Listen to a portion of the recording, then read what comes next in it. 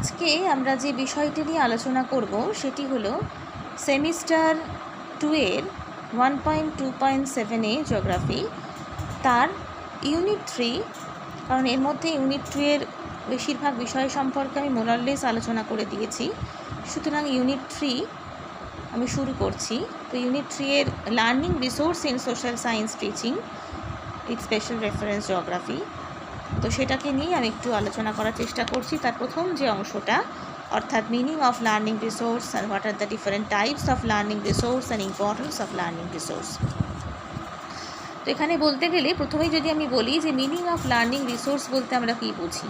Learning resource কথার অর্থটা আমরা জানি, যেটাকে আমরা বাংলায় বলি শিখন সম্পদ, তাই তো। শিক্ষা বলো, বিজ্ঞান বলো, প্রযুক্তি বলো, আধুনিক ক্ষেত্রে কিন্তু একটা বৈপ্লবিক পরিবর্তন অবশ্যই এসেছে শিক্ষা প্রযুক্তিবিদ্যার ক্ষেত্রে।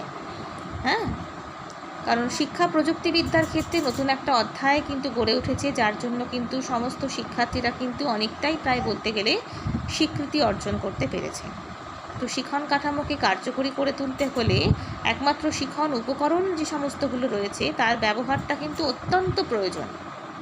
যতই প্রাঞ্জল ভাষায় আমরা বলি না কেন, এক সময় কিন্তু দেখা যায় লেকচার মেথড কিন্তু অনেক বেশি বোর সৃষ্টি করে স্টুডেন্টসদের মধ্যে, একঘেয়েমি চলে আসে তাদের মধ্যে। সুতরাং তাদের মধ্যে কিন্তু মোটিভেট করতে গেলে তাদেরকে বা বিষয় সম্পর্কে অনেক বেশি আগ্রহ, অনেক বেশি ধারণা বা চিন্তার বা ইনোভেশনস তৈরি করতে গেলে কিন্তু বিভিন্ন রকম যেমন টিচিং স্ট্র্যাটেজিসের প্রয়োজন, ঠিক সেরকম কিন্তু দেখা যাচ্ছে মূলত সেক্ষেত্রে কিন্তু নতুন নতুন শিখন সম্পদ ব্যবহার করাটাও কিন্তু অনেকটা গুরুত্বপূর্ণ, যেখানে অনেক কিছু বিষয়, অনেক বিমূর্ত বিষয়টাও কিন্তু মূর্ত হয়ে ওঠে এবং শিখন প্রক্রিয়াকে অনেক বেশি ত্বরান্বিত করতে সাহায্য করে। এখন লার্নিং রিসোর্সটাকে যদি আমরা দেখি, যে কার্যকারিতার উপরে ভেদ করে কিন্তু লার্নিং রিসোর্সটাকে আমরা দুটো ভাগে ভাগ করতে পারি। একটাকে আমরা বলি প্রজেক্টেড, একটাকে আমরা বলি নন প্রজেক্টেড। প্রজেক্টেড বলতে গেলে যেটাকে আমরা বলি হচ্ছে অভিক্ষিপ্ত সম্পদ, বাংলাতে যেটা বলা হয়। মূলত সেখানে অনেকগুলো ভাগ আমরা দেখতে পাই।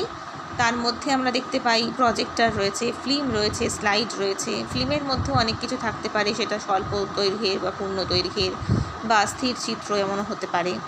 প্রজেক্টরের মধ্যে সেটা ওভারহেড হতে পারে, হ্যাঁ, এপিডিয়াস্কোপ হতে পারে, এই প্রকার হতে পারে। কিন্তু অনভিক্ষিপ্ত সম্পদ, যেটাকে আমরা নন প্রজেক্টেড রিসোর্স বলছি, সেখানে কিন্তু আমরা দেখতে পাই মূলত স্বয়ং শিক্ষণ হতে পারে, ত্রিমাত্রিক উপকরণ হতে পারে, হ্যাঁ, প্রদর্শনী বোর্ড যেটাকে আমরা বলি সেটা হতে পারে, সেটা বুলেটিন বোর্ড হোক বা ব্ল্যাক বোর্ড হোক সেটা হতে পারে।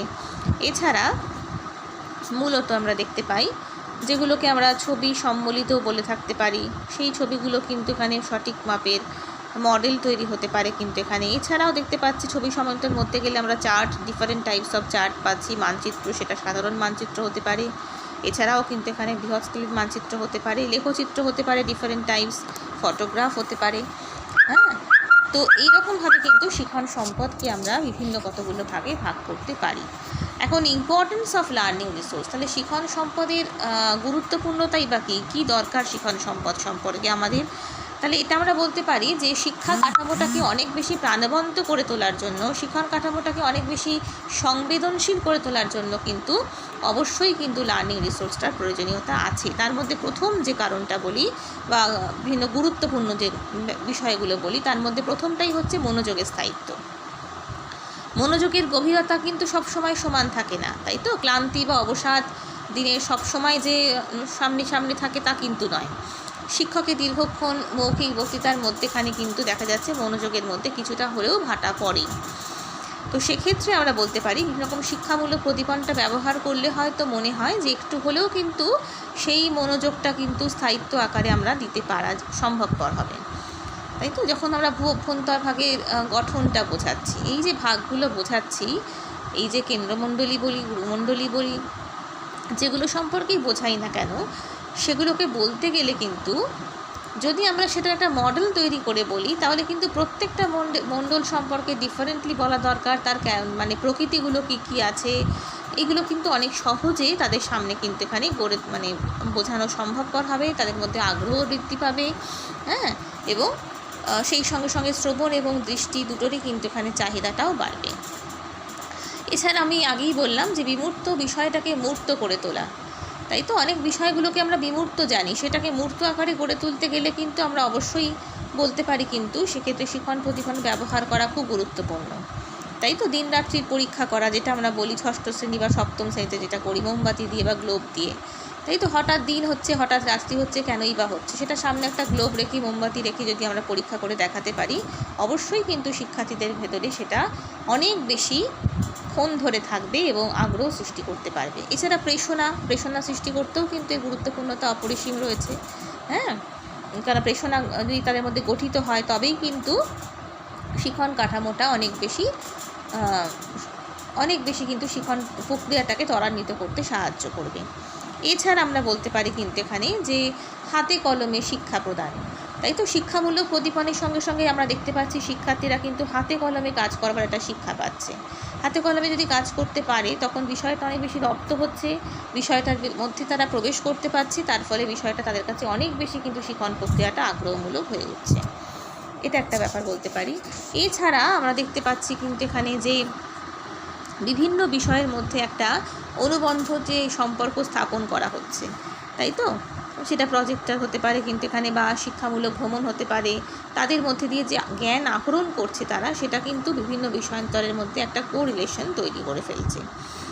এছাড়া আমরা বলতে পারি কিন্তু এখানে যে অ্যাক্টিভিটি বেসড এইড যেগুলো, অর্থাৎ সৃজনশীল ভাবনার ক্ষেত্রে যেটা আমরা বলি যে সক্রিয়তা ভিত্তিক প্রদীপন, অ্যাক্টিভিটি বেসড এইড, যেমন সেটা অভিনয় করার মধ্যে দিয়েও কিন্তু শিক্ষার্থীদের মধ্যে কিন্তু সৃজনশীলতার বিকাশ ঘটে। ভূগোলে অনেক কিছু বিষয় আছে আমরা জানি, বিভিন্ন প্রকারের দূষণ হতে পারে, বনভূমি সংরক্ষণ হতে পারে, সেগুলো কিন্তু বিভিন্ন রকম শিক্ষামূলক অনুষ্ঠানের মাধ্যমে পরিবেশন করা যেতে পারে। দূষণটা তো অবশ্যই ভালোভাবে করা যেতে পারে, কেন দূষণের প্রয়োজনীয়তা আছে বা কী কারণে আমরা দূষণটাকে নিয়ন্ত্রণ করা দরকার, সেটা কিন্তু আমরা একটা অ্যাওয়ারনেস প্রোগ্রামের মাধ্যমে কিন্তু অবশ্যই শিক্ষার্থীদের মধ্যে কিন্তু সেটা গড়ে তুলতে পারি ধারণাগুলো। এছাড়া আমরা বলতে পারি কিন্তু এখানে সমাজ ভূগোলের ধারণা লাভ। ভূগোল তো অবশ্যই কিন্তু এখানে বলেছি আগেই যে মানুষকে নিয়েই কথা বলে, কারণ ভূগোলের কেন্দ্রবিন্দুতে কিন্তু মানুষ আছে। তাই মানুষের বিভিন্ন জায়গাতে বিভিন্ন অঞ্চলে মানুষের গড়ে ওঠা, মানুষের জীবনযাত্রার প্রণালী, মানুষের আচার আচরণ সবটাই কিন্তু নিয়ন্ত্রণ করে ভূগোল।